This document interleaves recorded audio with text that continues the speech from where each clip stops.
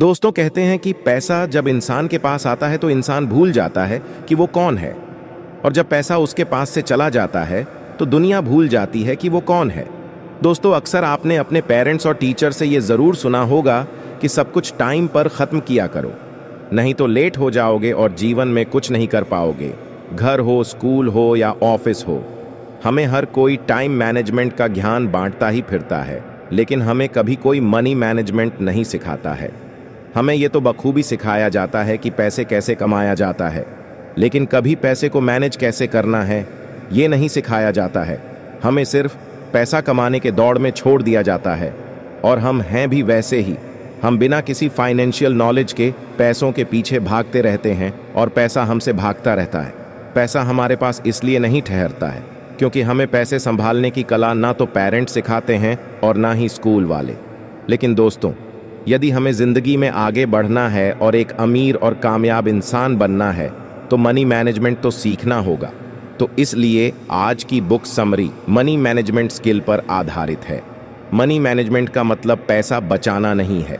बहुत से लोग यह गलती करते हैं कि पूरी जिंदगी सिर्फ यही सोचते हैं कि खर्चा कम कैसे हो। पैसे को मैनेज करने का मतलब है उसे बारीकी से समझना। इसका मतलब ये भी जानना है कि पैसे सेव कैसे करे, पैसे को इन्वेस्ट कैसे करे, और सबसे इम्पॉर्टेंट चीज़ ये है कि पैसे को खर्च कहाँ करे। फाइनेंशियल प्लानिंग के बिना जिंदगी जीना आपका भविष्य खराब कर सकती है। अगर बात भारत की करें तो मात्र 27% ही ऐसे लोग हैं जो फाइनेंशियली एजुकेटेड है। अब आप इस बात से अंदाज़ा लगा ही सकते हैं कि भारत में 73% ऐसे लोग हैं जिन्हें मनी मैनेजमेंट यानी पैसों के बारे में ज़ीरो नॉलेज है। हम पैसा कमाने के बारे में बात तो करते हैं, लेकिन पैसों को संभालना कैसे है और पैसों से अपने लिए काम कैसे करवाना है ये भूल जाते हैं। लेकिन आपको चिंता करने की कोई ज़रूरत नहीं है, क्योंकि आज की बुक समरी आपको मनी मैनेजमेंट का मास्टर बना देगी। तो चलिए शुरू करते हैं चैप्टर नंबर 1 से, जो है पैसों को संभालने के लिए दिमाग का इस्तेमाल करें। पैसे संभालने की कला में महारत हासिल करने के लिए आपको ये समझना ज़रूरी है कि पैसे के मामले में हमारा दिमाग काम कैसे करता है। कभी कभी हम ऐसे डिसीजन ले लेते हैं जिससे शायद हमारी ज़िंदगी संभल भी सकती है या पूरी तरह से बर्बाद हो सकती है। ज़्यादातर लोगों को लगता है कि फाइनेंशियल डिसीजन हमारे ब्रेन का कॉन्शियस पार्ट लेता है, लेकिन रिसर्च से ये साबित हुआ है कि ये सारे फाइनेंशियल डिसीजन हमारे ब्रेन का भावनात्मक यानी इमोशनल पार्ट लेता है, और इसलिए आपके ज़्यादातर फाइनेंशियल स्टेप्स रिस्की होते हैं क्योंकि उन्हें इमोशन कंट्रोल करते हैं। नुकसान से बचने की कोशिश या नुकसान का डर एक ऐसा इमोशनल प्रॉब्लम होता है जो आपके और आपकी फाइनेंशियल फ्रीडम के बीच में रोड़ा बन के खड़ा होता है।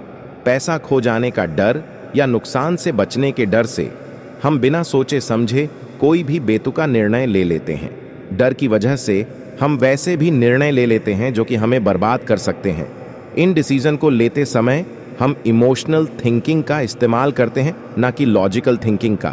कभी कभी लोग ऐसी इन्वेस्टमेंट में पैसा लगाते हैं जिसका फेल होना लगभग तय है। अगर ऐसे बड़े फैसले लेने से पहले कुछ दिन आप इसके बारे में सोचते हैं तो आप अपने हर छोटे से छोटे स्टेप्स को जान पाएंगे, और ऐसा करने से आप खुद को बड़ी गलतियां करने से रोक सकते हैं। अब हम ये जान गए हैं कि हमारे फाइनेंशियल फैसलों के पीछे हमारा इमोशनल ब्रेन शामिल होता है, तो अब हम इसे बदल सकते हैं।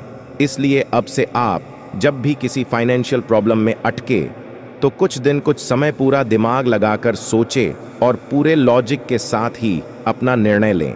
चैप्टर नंबर 2 है लाइफ साइकिल के द्वारा पैसे को मैनेज करें। आपने बहुत सारी वीडियोस या बहुत सारी किताबों में पढ़ा या सुना होगा कि हमें अपनी इनकम का 10% बचाना चाहिए, लेकिन स्टडीज़ बताती है कि इनकम का सिर्फ 10% बचाने से कोई गारंटी नहीं है कि आप अमीर बन जाएंगे, बल्कि आप भविष्य के लिए बचाने के चक्कर में आज की खुशियों का गला दबा रहे हैं। लाइफ साइकिल थियोरी कहती है कि आपको हर उस चीज़ पर पैसा खर्च करना चाहिए जो आपको वर्तमान में खुशी देती है। उसके बाद अगर भविष्य में आपकी सैलरी बढ़ती है तो फिर आपको रिटायरमेंट के लिए सेविंग्स शुरू करनी चाहिए। पैसा बचाना आपकी ज़िंदगी का लक्ष्य नहीं होना चाहिए। अगर आप फ्यूचर को लेकर डरते रहेंगे कि आगे क्या होगा तो आप कभी खुश नहीं रह पाएंगे। पैसा आपको खुश रखने के लिए बनाया गया है, इसलिए बेहतर होगा कि आप इसे एंजॉय करें। जिंदगी का यही रूल है कि जब आप यंग हैं तो पैसा कम बचाएं और जिंदगी का मजा लें। फिर जैसे जैसे आप बड़े होने लगे और ज्यादा पैसा कमाने लगे तो अपने रिटायरमेंट के लिए प्लान करें। यहीं पर मुझे राजेश खन्ना का एक डायलॉग याद आता है। उनका कहना है कि बाबू मोसाए, जिंदगी लंबी नहीं बड़ी होनी चाहिए। लाइफ साइकिल थ्योरी आपको अपने पैसे से लाइफ को एंजॉय करना सिखाती है। आपका गोल एक मिलियनेयर बनने का नहीं होना चाहिए, बल्कि आपको ये मानना चाहिए कि इस छोटी सी जिंदगी को आप कितना खुशहाल बना सकते हैं। आप सिर्फ अपने आप को और अपने परिवार के लोगों को खुश रखने प्रयास करें। चैप्टर नंबर 3 है basic investment is the key. Investment के बारे में सोचकर लोग घबरा जाते हैं। कुछ लोगों के पास पैसा तो बहुत होता है, पर फ्यूचर में क्या होगा इसका कोई अंदाजा नहीं लगा सकता है, इसलिए वो किसी भी इन्वेस्टमेंट में पैसा लगाने से डरते हैं। इन्वेस्टमेंट काफ़ी सीरियस चीज़ है। सोचिए, जो पैसा आप इतनी मेहनत से कमाते हैं उसे कहीं डाल देना, ये सोचकर कि ये मेरा पैसा बढ़ाएगा, वो भी बिना किसी नॉलेज के, तो ये तो बहुत रिस्की वाली बात हो गई है। चलिए एक सवाल से ये समझते हैं कि ज़िंदगी में क्यों जितना ज़्यादा इन्वेस्टमेंट ज़रूरी है, उतना ही ज़्यादा ज़रूरी इन्वेस्टमेंट के बारे में नॉलेज होना ज़रूरी है। क्या आपने कभी ये सोचा है कि पैसा भी आपके लिए काम कर सकता है? ऐसा कहा जाता है कि अगर आपको अमीर बनना है तो जब आप सो रहे होते हैं तब भी आप पैसा कमा रहे हो। लेकिन ये कैसे हो सकता है? तो इसका जवाब है इन्वेस्टमेंट। जी हाँ, आपको बता दें कि इन्वेस्टमेंट भी 2 तरह की होती है। पहला है एक्टिव इन्वेस्टमेंट, यानी जो आपको लॉन्ग टर्म में पैसा बनाकर दे, जैसे कि प्रॉपर्टी, गोल्ड और स्टॉक्स। दूसरी इन्वेस्टमेंट है पैसिव, जो आपको हर एक टाइम पीरियड के बाद रेगुलर पैसा कमा कर दे, जैसे कि किसी दुकान या घर से आने वाली रेंट, या अगर आप कुछ लिखते हैं तो उसकी रॉयल्टीज, या फिर गाड़ी खरीदकर ओला उबर में लगा देना। अब आप कहेंगे कि भाई हमें तो इन्वेस्टमेंट के बारे में ज़्यादा जानकारी नहीं है, और हमने यदि कोई गलत जगह इन्वेस्टमेंट कर दिया और हमारी ज़िंदगी की सारी जमा पूंजी लूट गई तो हम बर्बाद हो जाएंगे। तो आपको बता दें कि पैसा वहीं डूबता है जहां लालच होता है। यदि आपको कोई एजेंट या कोई इंसान ये कह रहा है कि यहाँ पैसा लगा दो और आपका पैसा 25 दिन में डबल हो जाएगा, तो आप कृपया करके वहाँ से हट जाएं, क्योंकि आपको फंसाया जा रहा है। आप ऐसे कंपनियां और ऐसे लोगों से दूर रहें जो आपको ज्यादा का लालच देकर फंसाना चाहते हैं। आप किसी भी चीज में पैसा लगाने से पहले उसके बारे में पढ़ें और उसकी एक केस स्टडी बनाएं और ये पता करें कि ये लोग या ये कंपनियां जेन्युइन है या फ्रॉड। बहुत सोचे समझकर और धैर्य से अपने पैसे को इन्वेस्ट करें। एक इन्वेस्टर बनना रिस्की बिजनेस है, लेकिन ये ऐसा बिजनेस है जो आप कभी भी शुरू कर सकते हैं। छोटे रकम से शुरू कीजिए और फिर धीरे धीरे उस रकम को बढ़ाते रहिए और अपनी गलतियों से सीखिए। चैप्टर नंबर 4 है नॉलेज में इन्वेस्ट करना। बहुत कम लोग एजुकेशन को इन्वेस्टमेंट के नज़रिए से देखते हैं। कुछ लोगों को जब अच्छी जॉब नहीं मिलती है तो उन्हें ये पछतावा भी होता है कि उन्होंने एजुकेशन पर इतने पैसे बर्बाद कर दिए हैं और नौकरी का कुछ आता पता ही नहीं है। लेकिन दोस्तों, एजुकेशन उतना ही ज़रूरी है जितना कि सांसें ज़रूरी है। अगर आपको दूसरों से ज़्यादा पैसे कमाने हैं तो आपके पास डिग्री होनी चाहिए। बिना डिग्री के आप किसी भी बड़े एग्ज़ाम में पार्टिसिपेट नहीं कर सकते हैं। डिग्री लेने में भले ही आपके काफ़ी पैसे खर्च हो रहे हों, लेकिन ये पैसे ऐसी चीज़ पर खर्च हो रहे हैं जिसकी फ्यूचर में बहुत वैल्यू होगी। तो दोस्तों, ये बात हो गई है प्रोफेशनल डेवलपमेंट की, लेकिन पर्सनल डेवलपमेंट का क्या? दोस्तों कहते हैं कि ज्ञान में निवेश हमेशा अधिकतम लाभ देता है। अगर आपको जीवन में सीखने का मौका मिल रहा है तो कभी भी पीछे ना हटे। जब आप सीखते हैं तब आप जीतते हैं। दोस्तों, जब आप सेल्फ हेल्प किताबें पढ़ते हैं या सक्सेसफुल लोगों की जीवनियाँ पढ़ते हैं, या जब आप सक्सेसफुल लोगों के अनुभवों को अपने जीवन में उतारते हैं, तो आप सफलता को अपनी ओर आकर्षित करते हैं और आप उन लोगों से 1% बेहतर बनते हैं जो कि नॉलेज में इन्वेस्ट नहीं कर रहे होते हैं या यूं ही फालतू समय बर्बाद कर रहे होते हैं। कहते हैं कि एक दिन जिम जाने से बॉडी नहीं बनती है, पर रोज जिम जाने से एक दिन जरूर बॉडी बनती है। उसी प्रकार रोज ज्ञान में निवेश दिखाई नहीं देगा, लेकिन जब वो ज्ञान एक साथ जुड़ेगा तो आपके अंदर अद्भुत ज्ञान का समावेश होगा। ज्ञान में निवेश दुनिया का सबसे महत्वपूर्ण निवेश है। ज्ञान में निवेश आपको हर दिन बेहतर बनाता है और आपको हर दिन आपके लक्ष्य की ओर बढ़ाता है। यदि आप अपना समय ज्ञान पाने में निवेश नहीं कर रहे हैं तो आप अनजाने में ही सही लेकिन अज्ञान को अपना रहे हैं। आपको बता दे कि आप ज्ञान में निवेश कुछ इस प्रकार से कर सकते हैं। आप कोई नई स्किल सीख सकते हैं, आप सेल्फ हेल्प की किताबें पढ़ सकते हैं, या आप कंप्यूटर का कोई इम्पोर्टेंट कोर्स कर सकते हैं। आप जितना ज्यादा सीखने पर ध्यान देंगे, आपकी ग्रोथ उतनी ही ज्यादा जल्दी होगी।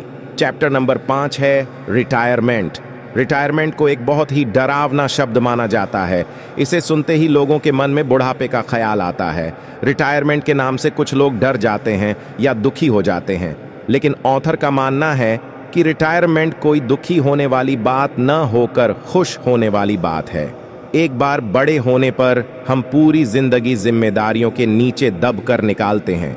हम कभी पेरेंट के नीचे, तो कभी बच्चों के नीचे, तो कभी दोस्तों, तो कभी सोसाइटी के प्रेशर के नीचे दब कर जिंदगी बिताते हैं। हम अपनी जिंदगी खुश होकर बिता ही नहीं पाते हैं। रिटायरमेंट ही तो वो जड़ी बूटी है जो हमें मौका देती है फिर एक बार बच्चा बनने की। रिटायरमेंट के दिन आपके सबसे बेहतरीन दिन हो सकते हैं। यदि आप रिटायरमेंट के लिए अच्छे से प्लान करें तो सक्सेसफुल रिटायरमेंट से अच्छा और कुछ नहीं है। ये एक नई जिंदगी मिलने जैसा हो जाता है। रिटायरमेंट के लिए आपको अपने पैसों को अच्छी जगह इन्वेस्ट और सेव करना होगा, ताकि आपको बुढ़ापे में किसी और के सामने हाथ ना फैलाना पड़े। आपका रिटायरमेंट जितना अच्छा होगा, आपका बुढ़ापा उतना ही सुखदायक होगा। इसलिए रिटायरमेंट के लिए प्लान करना आपके लिए बेहद ज़रूरी है। रिटायरमेंट के बाद आपको हर महीने कितने पैसों की ज़रूरत होगी, अपनी रिटायरमेंट के बाद आप अपना लाइफ कैसे चाहते हैं, उसे बनाने के लिए एक बेहतरीन प्लान बनाइए। रिटायरमेंट एक आशीर्वाद भी हो सकता है और एक श्राप भी। ये सब आपके अभी के एक्शन पर डिपेंड करता है। समझदारी से सोचिए और प्लान कीजिए। चैप्टर नंबर 6 है कंक्लूजन ऑफ मनी मैनेजमेंट। आपने इस ऑडियो बुक के जर्नी में ढेर सारी चीज़ों को सीखा है। आपने इन्वेस्टमेंट के बारे में सीखा, आपने लाइफ साइकिल थ्योरी के बारे में जाना, आपने रिटायरमेंट की प्लानिंग कैसे करनी है उसके बारे में जाना। लेकिन दोस्तों, मैं अब भी कहूँ कि मनी मैनेजमेंट एक कॉन्सेप्ट से ज़्यादा एक आदत है। आदत कहें तो जैसे डेली बुक पढ़ना या डेली एक्सरसाइज करना, उन जैसा ही ये मनी मैनेजमेंट एक आदत है। दोस्तों, एक बात आपने नोटिस किया होगा कि जब आप कोई नई आदत अपनाते हैं तो आपका मन नहीं लगता है और आप उस काम को छोड़ने लगते हैं या आप बोरिंग फील करने लगते हैं। दोस्तों, अगर आपको किसी आदत को अपनाने में लगे कि आपके ऊपर बहुत प्रेशर आ रहा है, तो आप अपनी शुरुआत छोटे छोटे गोल से कर सकते हैं। जब आप अपने छोटे छोटे गोल को पूरा करेंगे, तब आप एनर्जेटिक फील करेंगे और आप अपने बड़े से बड़े गोल को आसानी अचीव कर पाएंगे। आप उसी प्रकार से यदि किसी स्टॉक्स या म्यूचुअल फंड में इन्वेस्ट करना चाहते हैं, तो आप छोटी छोटी रकम से शुरुआत कर सकते हैं। तो दोस्तों, आज की मनी मैनेजमेंट बुक समरी यहीं पर समाप्त करते हैं। यदि आपको ये बुक समरी थोड़ी भी पसंद आई हो तो चैनल को लाइक एंड सब्सक्राइब जरूर करें। Thanks for watching.